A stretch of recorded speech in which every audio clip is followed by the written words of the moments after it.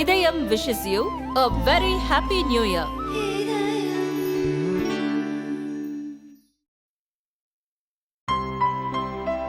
இனிமே கண்ணை மூடிட்டு கடலை எண்ணெய் வாங்கலாம். ஏன்னா மந்த்ரா கடலை எண்ணெய் இதயத்தின் தயாரிப்பு. தேனி பெரியகுளம் அருகே சில்வார்பட்டி அரசு மாதிரி மேல்நிலைப் பள்ளி பட்டதாரி ஆசிரியர் பாரதி ராஜா. தமிழக அரசின் பள்ளி கல்வித்துறை மதுரையில் நடத்திய முதற்கட்ட தொல்லியல் பயிற்சியில் கலந்து கொண்ட பின் தொல்லியல் தடயங்களை தேட ஆரம்பித்தார். அதன் விளைவாக சில்வார்பட்டியில் உள்ள விநாயகர் கோயில் நிலவரையில் ஒரு கன்னட கல்வெட்டு இருப்பதை கண்டறிந்தார்.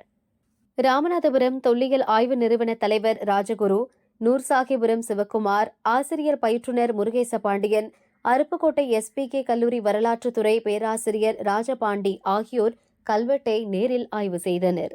3 அடி உயரம், 2.5 அடி அகலம், 1/2 அடி பருமனில் உள்ள ஒரு பலகை கல்கோயில் சுவருடன் வைத்து பூசப்பட்டுள்ளது. கல்லின் மேல் பகுதியில் சிவலிங்கம், சூரியன், சந்திரன் கோட்டுருவங்களாக வெட்டப்பட்டுள்ளன. அதன் கீழே 4 வரியில் ஒரு கன்னட கல்வெட்டு உள்ளது.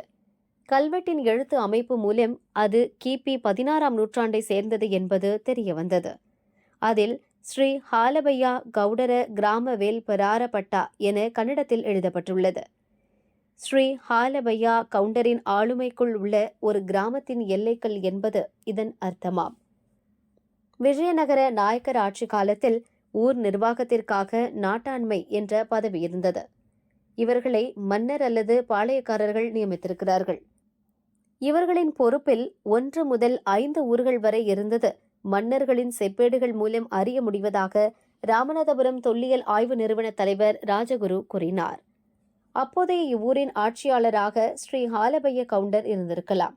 இவர் விஜயநகர மன்னர்கள் காலத்தில் கர்நாடகாவில் இருந்து இங்கு வந்து குடியேறியவராக இருக்கலாம். அந்த சமயம் இவ்வூரில் விநாயகர், கதிர் நரசிங்க பெருமாள், சென்றாய பெருமாள் கோவில்கள் கட்டப்பட்டு வழிபாட்டில் இருந்துள்ளன. அதன்பின் அழிந்து போன இவ்வூரில் புதிதாக குடியேறியவர்கள் ஏற்கனவே இருந்த இக்கோவில்களை புனரமைத்து வழிபட்டு வருவதாகவும் அவர் தெரிவித்தார். சில்வார்பட்டி விநாயகர் கோயிலும் சிற்பங்களும் விஜயநகர மன்னர் கால கலை அமைப்பில் இருப்பது குறிப்பிடத்தக்கது.